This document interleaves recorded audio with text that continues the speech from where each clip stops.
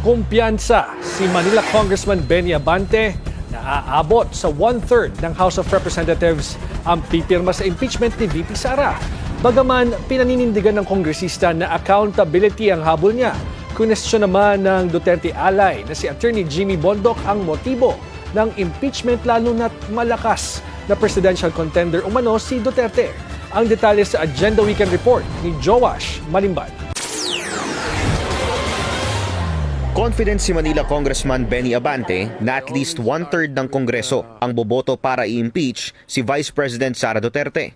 Sa programang Politico Talks ng Billionaire News Channel, sinabi ni Abante na bagaman hindi siya kumpiyansa, nasing dami ng pumirma last year ang posibleng pumirma ngayon, 105 congressmen lang daw ang kailangan para ma-impeach ang pangalawang Pangulo. Yung unang-una, Marichu, yung unang-unang impeachment Two-thirds. complaint namin. Oh. More than 250 ang Yes, pinirma. kasi malapit na election nun. Oo. Malapit na election nun. Sa ako, ang ano ko dyan, ganito. I don't think that 250 will vote against impeachment. Yeah. It only takes 105 of the 311 congressmen to... At 311 na lang kayo ngayon? yes, 311. Dating 370, namatay si Congressman Acop, tapos nag-resign yung dalawa, si Saldico, naplitan. Vic Yap, nag-resign. O nag-resign. Oo. So 311 na lang kayo. Mga 311. Wala makukuha doon ni BP na ano. I mean, 105 congressman. 105? Kaya yan. Matatanda ang isa si Abante sa mga nag-endorse ng ika-4 na impeachment complaint laban kay VP Sara. Ayon kay Abante, dapat harapin ng pangalawang Pangulo ang mga alegasyon ng korupsyon sa kanyang termino. Tiwala rin siya na matibay na witness ang nagpakilalang bagman ni VP Sara na si Ramil Madriaga. Basta raw ay hindi ito bigla-biglang magre-recant ng kanyang statement.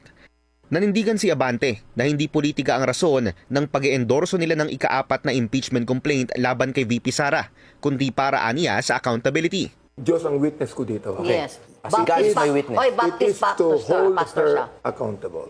Okay. It is for her to answer all the allegations that she did not answer during the The good Quadcom. government meeting. So this is not at all in your heart. Hindi ito to prevent her from running. If ever that Vice President Sara loses in the impeachment court, she cannot run anymore.